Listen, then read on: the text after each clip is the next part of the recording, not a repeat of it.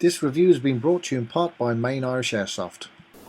Hi, welcome back, Ollie's Airsoft, and today we have another gun review. And before we get into it, I just want to say thanks to all the shops that have been helping us out with this gun review section on the channel and have been supplying and lending us bits and pieces for a review. You probably will have noticed that of late a lot of our guns have been very sort of budget guns or low-end guns. And the reason for that is that's the way the market's gone. When we started off Airsoft first, myself and Mark noticed that everything was high-end, everything was sort of top-notch high-end gear. Over the last while that's changed a lot, and it's really sort of come down a lot, where people are starting off Airsoft, they're looking for budget guns, they're looking for guns that aren't going to break the bank and are going to give them some reliability and certainly have some playability in, sort of with range and rate of fire, etc. But that's all well and good, but every now and again, you know, people are looking for that little bit more gooch, and today we've got it in spades.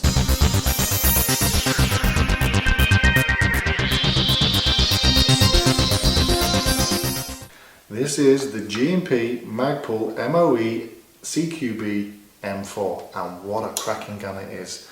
Now you can go online and check out all the specs on this. I'm going to run through them real quick. So before we get into the actual review, let's see what you're going to get for your money. Starting from the very top, it's a short barrel because this is a CQB or fish gun. Quick note before I move any further is this flash hider has a clockwise thread. Now most AEGs have a counterclockwise thread, and most AEG suppressors, silencers, sound hogs and tracer units all have a thread that will accommodate the anti-clockwise. So if you're going to get this gun, you will need to put on a converter just to allow you to use any additional suppressing device. It has an A-pillar. Now I'm not mad about A-pillars, but you know what, hey, it actually works on this gun. Straight into an MOE handguard. The MOE, it's a nice design, I have to say. It's like similar to the Masada that I have, and so I'm used to it, and I actually really like it. The build quality on the polymer here is fantastic. There's no burrs, there's no ridges, there's no crease lines from the moulding. It is absolutely beautifully made, really, really well done. Straight into the receiver, you have the receiver. Here is absolutely machined to perfection. It has engraved Magpul emblems, and anything that's on it is all engraved, which makes it more durable than, you know, the usual transfers that are on it. Has a PTS Magpul 120 round PMag, and anybody who's used these will know they feed flawlessly, absolutely savage. MOE pistol grip, which is really ergonomic, really comfortable, and just about the right size, and it has a nice mottling on the hand part here for good grip, and then you're down into the MOE stock, which again is a beautiful stock, absolutely zero wobble. The only niggle is the way it comes off, and I'm going to get to that in a second. And on the top here you have the pop-up amber switch. When you're sighting down, the A-pillar is very effective and very, very cool. So all in all, build quality is unsurpassed. It's absolutely gorgeous. Now most of these guns outside of Ireland have been shipped front wired, and the way you get to the battery compartment is you just pull off the underplate and pop in your battery, and then you put the D-ring back. The D-ring is nice and solid on this gun as well.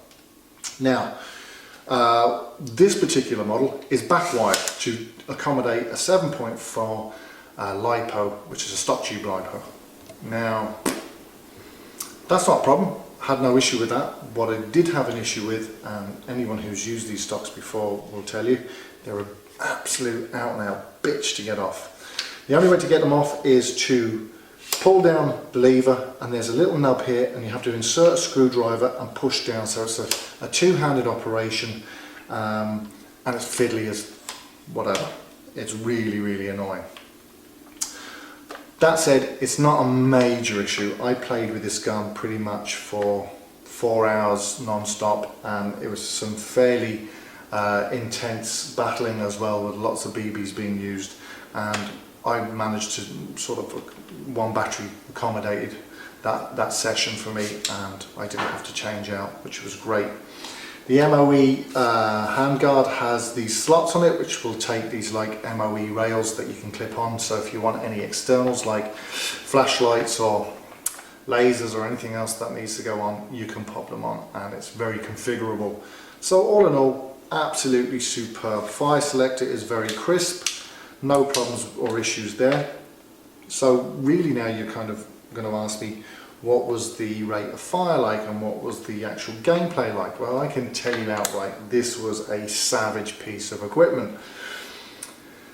Most CQB guns are designed for that. They're designed for, you know, being up close, and they don't have a huge range on them. But this one, in fairness, went toe to toe with anything infield I was playing against. The range was superb. It was up there with absolutely every other gun out on the field, and the rate of fire was more than acceptable. This was running at around 17 BBs per second. Now Mark has a G&P Troy which runs around 21 BBs per second, and that seems to be kind of the standard for them.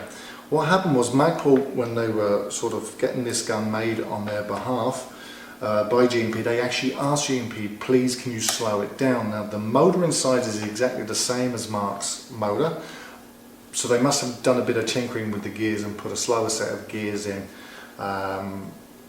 17 BBs per second is absolutely more than adequate. Most AEGs on the market are around 12 to 15 BBs per second.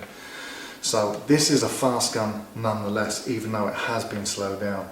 And they just wanted it a little bit more realistic. It's kind of a bit pointless because BB guns can never be as realistic as the real steel. But you know what? That's Magpul for you. So, as I said, I played it in game. It got me a lot of kills. I have to tell you, I fell in love with it, and I've now gone out and spent some hard-earned cash to go and get one myself. That's how much I like it. I don't think that can give a better recommendation on a gun. What more can I say? G&P are the masters of what they do, and they've proved it again with this particular model. If I was to be negative, a couple of points. The hop unit itself, the dial is very, very tight. Now that will loosen out as I get to play it more, and it, you know, time will kind of vibrate that little bit more loose. But at present it's so tight that you nearly need a screwdriver to actually get it to move. There's a sling point here, and the sling point is perfect, but there's no real sling point back here, and there's none here on the back plate. I would love to have seen a QD sling point on the actual bottom of this stock, so you'd actually hang the gun from the stock there, but it's not there. There are a couple of little holes where you can put the slings that have the ties in it to clip on, but you know what, I think that's a little bit naff, considering it's such a, you know, an expensive gun, or such a high-end gun, should I say, because expensive is relative, and I don't think this is an expensive gun for what you're getting. Everything is genuine Magpul, so all in all it's great. I will fit an ASAP onto the back plate down the line. So all in all, would I change anything out of it? Well, apart from the back plate, probably I would fit a tight bore in there, maybe go down to a 601. Seeing that we're back using XLs again, I can afford to go as low as I can go, because XLs, as you know, are the best BBs in the world. So this has been Aussie's Airsoft. This is the G&P Magpul MOE CQB M4. 10 out of 10. I love it. I think she's absolutely gorgeous. Mark played with it as well, and he's going to fill you in on what he thinks of it now. So hope you've enjoyed the review, and we'll talk to you soon.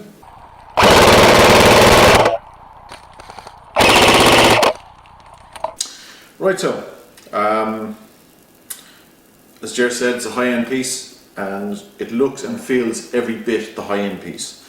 I love the body, same body as on the standard G&P Magpul PTS MOE. Same receiver, same handguard. Obviously there's a longer barrel on the regular model. This is the CQB. But you can't argue with Magpul fittings. They are superb. I have the same MOE stock on my Troy. One thing is different. On my Troy I have a G&P grip. This is the Magpul PTS MOE. And this does feel a little bit more comfortable because it is slightly thicker. So quality wise, certainly can't argue with it. How does it perform? Well, I didn't expect it to perform much differently to my own Troy. Distance wise, maybe it lost out a fraction to some of the other guns on the field, but it certainly wasn't a huge disadvantage. I felt it was getting out there and reaching people at ranges that I would expect an AEG to hit. At short to medium range, accuracy was very good. Obviously the longer it goes out, the BBs were dispersing a little bit, but I would not call it inaccurate in any way, shape or form. And you have to remember, this is the stock barrel. It isn't a Type bore. If you put a Type bore in there, I think you're going to get a little bit better grouping on the BBs. Not much more I can say really. It's a high-end piece. In the current economic climate, is it advisable to pay the money for high-end pieces? Well, that's a personal decision. I have always bought high-end kit, doesn't matter what I do. And certainly I do think this is worthy of the tag high-end, and you definitely get what you pay for.